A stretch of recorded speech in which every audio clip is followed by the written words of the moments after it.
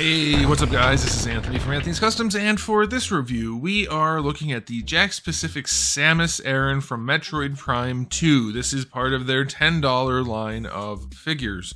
And Link and Zelda were pretty darn good for the price point. Of course, it's hard to be bad at $10, but is it good enough to actually want to own? That really is the question, and we're going to dive into it. This figure has a little bit more detail going on here and there in some ways, and then other things are not so good, so you might actually want to see a review for a $10 figure here because this may not be worth your money, potentially. So let's go ahead and get it off the stand and take a closer look.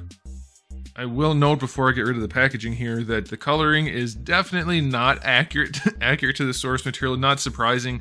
The Prime games are relatively desaturated and very metallic, and this figure is very saturated and not metallic at all. So if you care about accuracy, that may be an issue for you. But I wanted to get that out of the way with that reference right there before we moved on to the rest of the review. So let's go ahead and get a height measurement to get things rolling. This figure stands about 5 1/8 inches tall. That's going to make it roughly 13 centimeters. I'm going to put this out there right now. This is not in competition against the Figma SAMUS ARAN figures.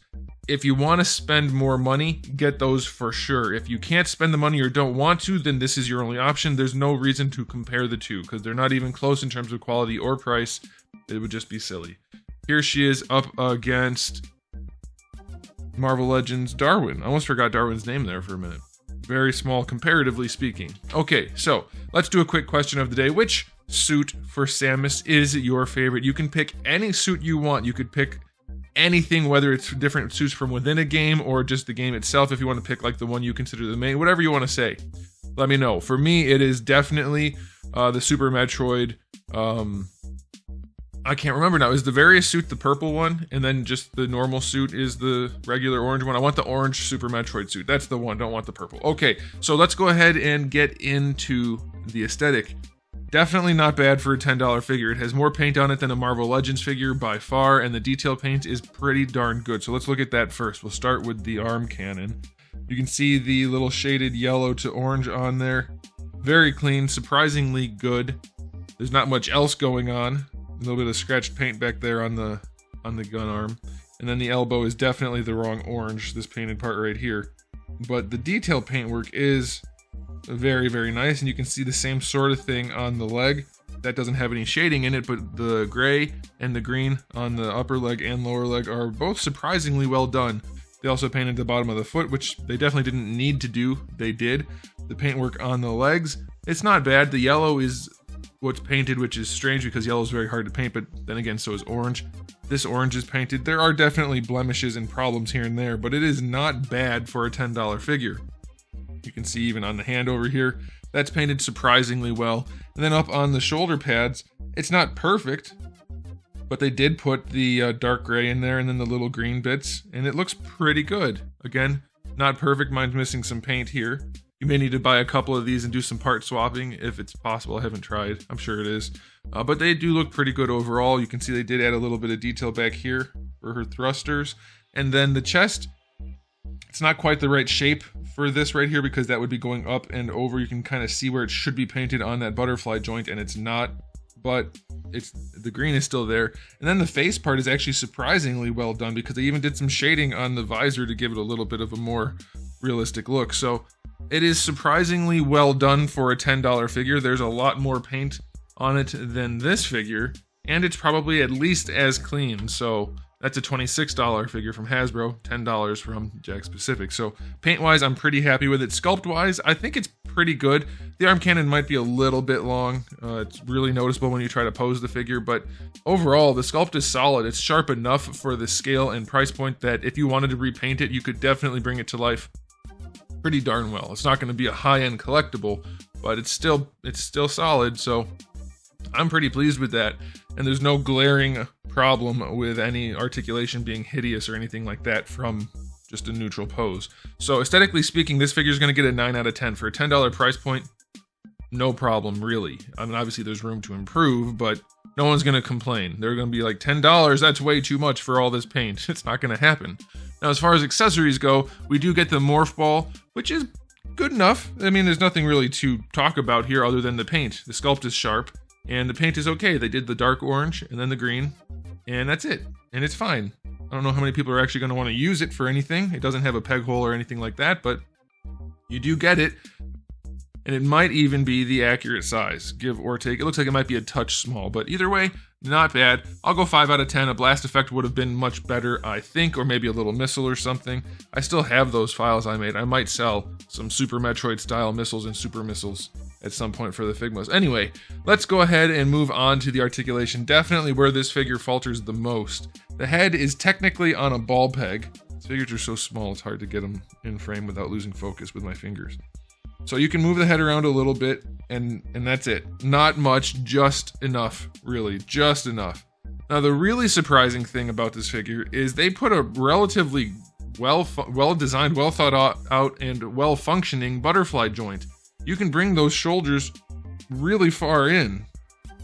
There's the neutral. Get the head straight so it's easy for you guys to see. All right, so there's the neutral position.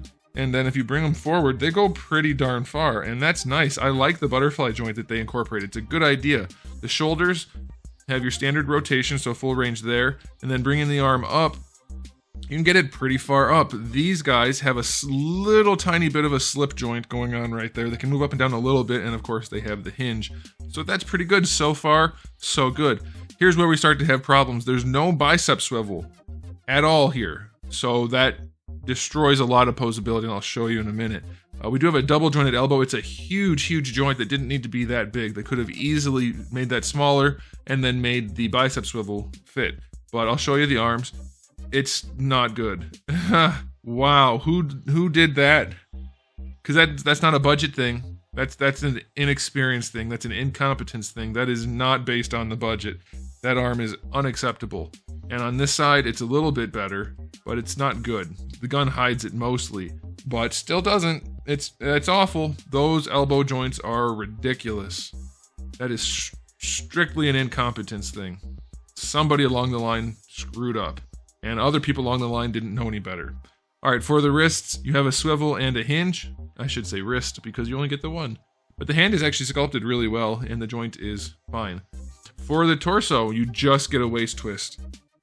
It would not have cost them more to do a ball peg and to give you proper range. And this design, she's so tubular in the torso, so much range is missing there that you could have had with a ball peg and a proper cut. She even has, I don't know how well it's going to show up because this yellow it reacts so poorly to, kind of plastic reacts so poorly to studio lighting. She has details sculpted in there that you could have easily, yeah, you can kind of see it right there, easily done a ball peg. So again, this figure, if you're willing to customize it, you could have this figure really shining, but that's going to take a lot of work for a $10 figure. Not sure it's worth it. For the hips, it's just your classic ball socket.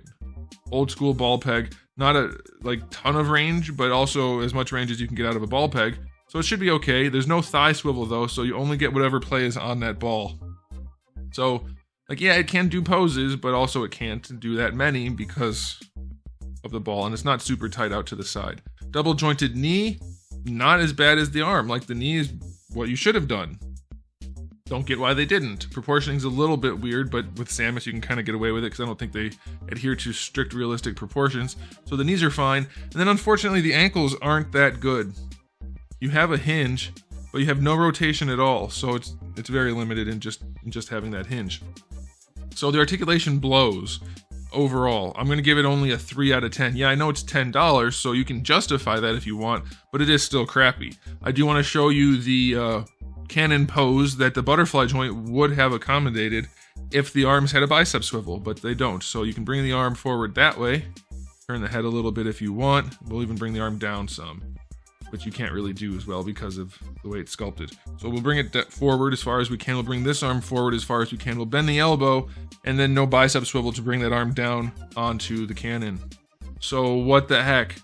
If they just included that bicep swivel, look at that. It wouldn't have... Why not?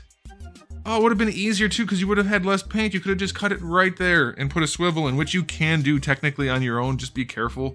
Although the way it's designed, I think there's plenty of room in there. Well, maybe not because of how big the elbow joint is. It would take some tinkering, but not having a bicep swivel does kill the posability. And they added the butterfly joint. Why? Don't do that. You could have had the same, you could have had a butterfly, no butterfly joint and a bicep swivel, and it would have worked better than what we have here. So it's very strange that they did the harder joint. So articulation does suck. Okay, time for a final verdict. This ended up being a long, detailed review for a $10 figure, but that's because Jakks is doing some really good stuff and some crappy stuff at the same time. But remember, $10 figure, easily worth the money if you ask me. If you feel like repainting a figure, you can buy a $10 figure and throw some paint on it.